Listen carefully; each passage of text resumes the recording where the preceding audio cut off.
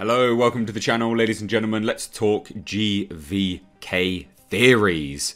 Yes, we've all seen that 54 million views trailer, probably more by now, actually. Absolutely unbelievable, but we've all seen the trailer. So I thought today we would sit down and discuss some theories. Namely, ladies and gents, the theory that's going around that the Godzilla we see in the trailer actually isn't Godzilla. Yes, a lot of people are thinking that this is going to be Mechagodzilla. Now, full spoilers ahead, I guess you could say, for the movie. There have been some leaks and reveals in toy and merchandise form, so I thought we could actually kind of dive into that and explore the fan theory that that isn't Godzilla. Because, of course, we know in the trailer he's acting odd, he's going around attacking bases, and he's very out of sorts. He's not his usual self. So a lot of people are thinking, it's probably Mechagodzilla. Now, I will actually have another theory video on why Godzilla is attacking those bases, because I don't think that it is Mechagodzilla, and I think that it was actually confirmed, I don't know, around one and a half years ago, I believe, when the initial toy leaks happened. And there's been some further toy leaks which have corroborated the initial toy leaks.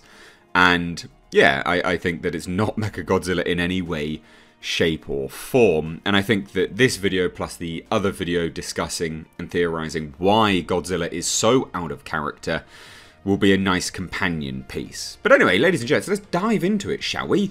Let's have a look. And if you're new here, please do hit that subscribe button for more GVK content, as I want to bring you some more theories and discussion videos and things like that moving forwards. Get back to my normal sort of palatable content, I guess you could say. So, ladies and gents, how could it possibly be Mechagodzilla? Let's kind of discuss that first and foremost. A lot of people, the theory is running that it's made from Dagon's skeleton. Now, Dagon was the dead kaiju that we saw in 2014's Godzilla, which is in the Philippines, which was later confirmed to actually be another of Godzilla's species.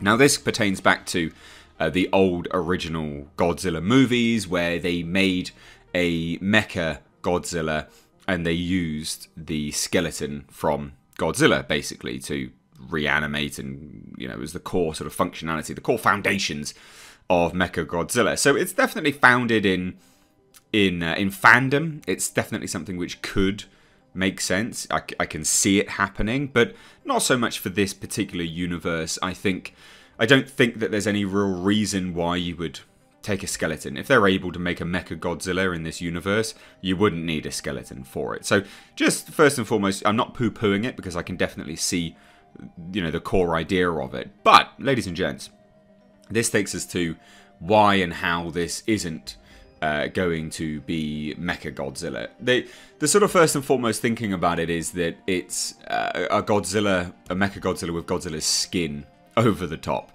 Well, in the trailer alone, we do actually see Mechagodzilla. Now, a lot of people have thought, oh well, you know, that's after the skin reveal, because he's acting so strange. But, you know, later on in the battle, you know, the skin comes off and he becomes Mechagodzilla. Now, in the toy leaks, very specifically in the toy leaks, we have seen from a year and a half ago a full-blown mechanized Godzilla. And it's very, very different. It is really, really, really different to Godzilla in shape, size, structure. It's very much an homage back to the original Mechagodzilla, and I love that. I think that's fantastic. I really, really do love that. I think it's a great design choice. And not only that, we have teases, anyway, discussions in the end credits of Godzilla King of the Monsters about how they were making a mechanized giant and also organic titans and all of this stuff, which again, it does support the theory that the Godzilla we see in the trailer is Mechagodzilla. But then, again, remember toy leaks. So the toy leaks are completely different. I've shown up on the screen already the original toy leaks, but now recently we've had pop toys, you know, pop figures have released their 10-inch figures as well as their smaller little, I think they're 5-inch figures, and they show a Mechagodzilla and actual Godzilla. So that all kind of supports and corroborates the fact that no, it's not going to be a Mechagodzilla. And again, remember, I'm not poo-pooing it. Would I like it? Would it be interesting? Yeah, it would be interesting for sure. I would love to see how they sort of justify that in this universe, that they were able to do it, but I just can't see it happening. Now, the last but not least fact, the theory of it not being Mechagodzilla, in my head anyway, is the statements in the trailers and also the wall art that we've already seen. So we've seen Godzillas, because it's not the Godzilla and it's not the Kong, but we have seen Godzillas and Kongs, the species, fighting against one another.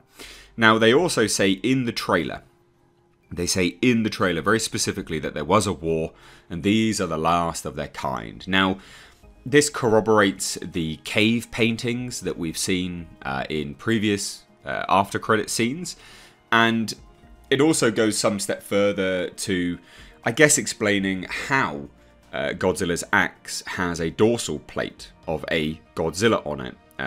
That's what it looks like to me. It looks like a dorsal plate of a Godzilla. So obviously that's an ancient weapon that the Kongs probably used, and it would be a narrative mistake to have a Mechagodzilla for the entirety of the movie to then have Godzilla just turn up and destroy it. You can't justify that narratively speaking whilst you set up this big backstory that there has been an ongoing war between these two species. It just wouldn't make any sense. It would be a very strange misdirect, and it completely disregards the wider narrative material that they have at play for this universe. So there you go.